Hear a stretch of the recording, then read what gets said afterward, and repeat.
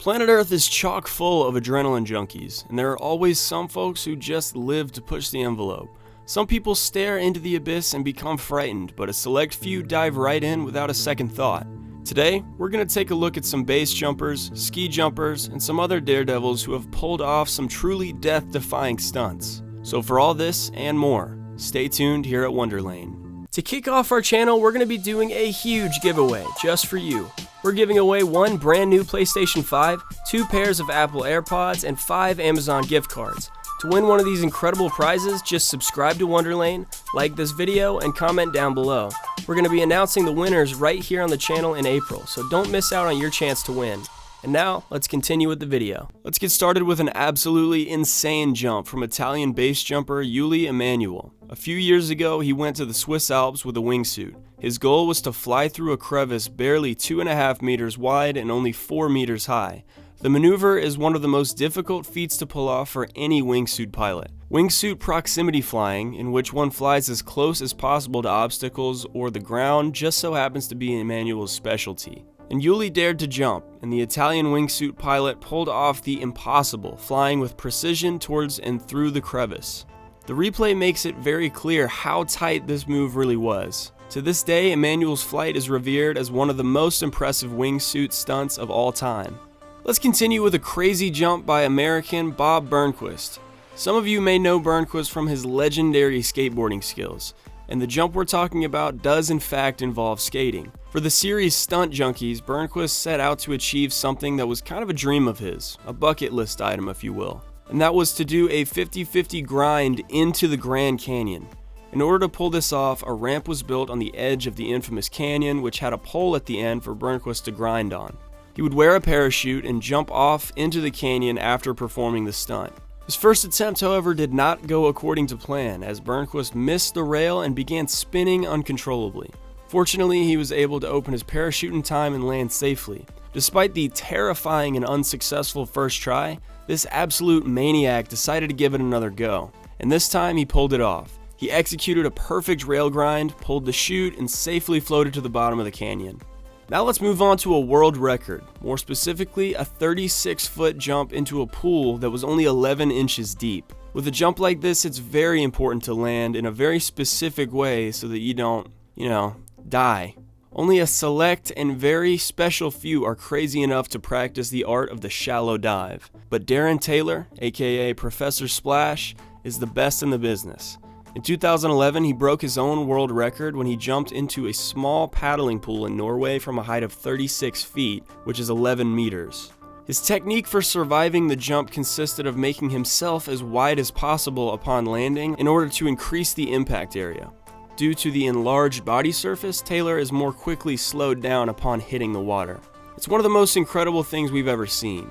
A 36-foot belly flop, and my guy pops right up completely unfazed. The next jump is particularly daunting, and this one took some serious finesse as well as just sheer courage. Cliff diver Carlos Gimino performed a dive from an 80-foot tall tower in front of a very nervous crowd of spectators. He did a handstand on the platform and dropped backwards head first. After a few mid-air turns, he safely slipped right into the water with perfect form.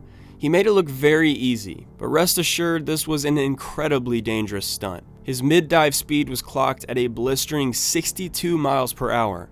His straight posture is what protected him, as it reduced the surface area of his impact. The stunt has since been replicated to an extreme, as the height of the tower was doubled in 1980. ABC organized a high diving contest as part of a sports series. Unlike the classic Olympic high dive, the contest was primarily focused on the height from which one jumped, rather than technique.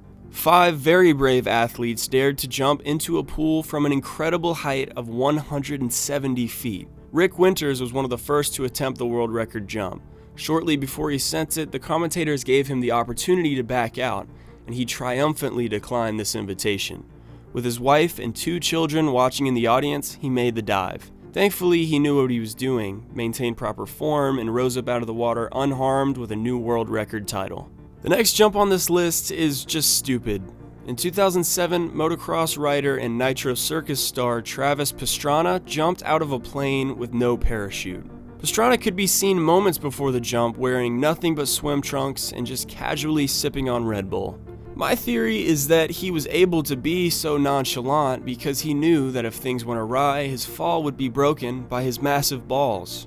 He dropped together with some friends that did have parachutes, and the goal was for them to grab onto Travis before pulling their chutes, and they pulled it off. It is truly unbelievable how chill the guys are through the whole thing.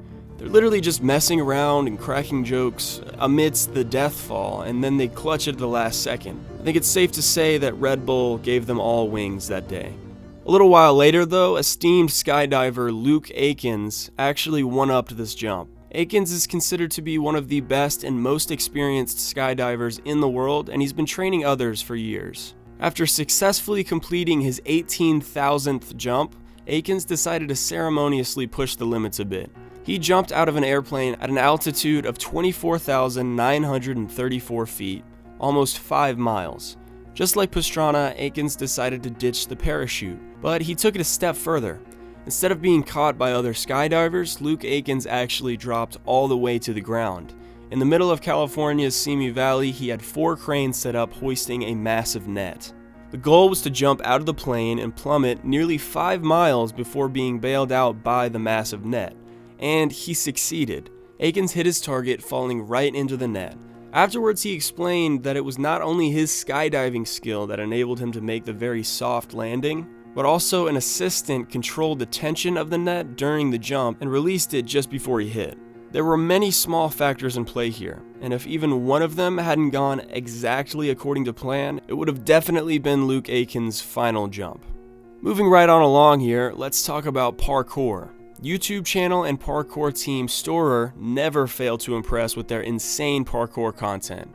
In any given video, they can be seen effortlessly and artfully gliding through urban areas, almost flying from rooftop to rooftop, flipping off walls, pretty crazy stuff. Makes you want to go out and try it yourself until you remember that you are not, in fact, an elite athlete.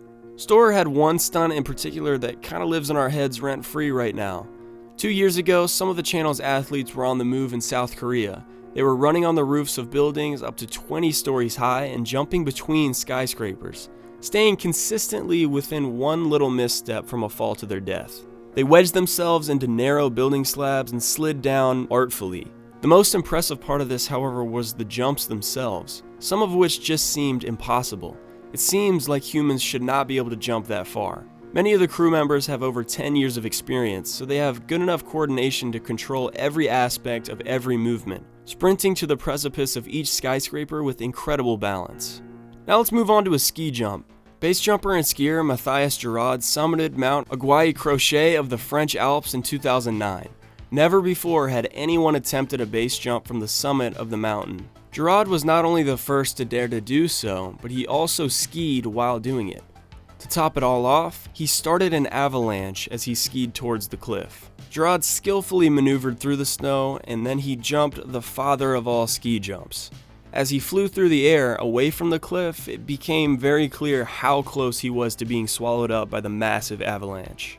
Finally, let's finish up this video with another world record, the highest cliff jump of all time.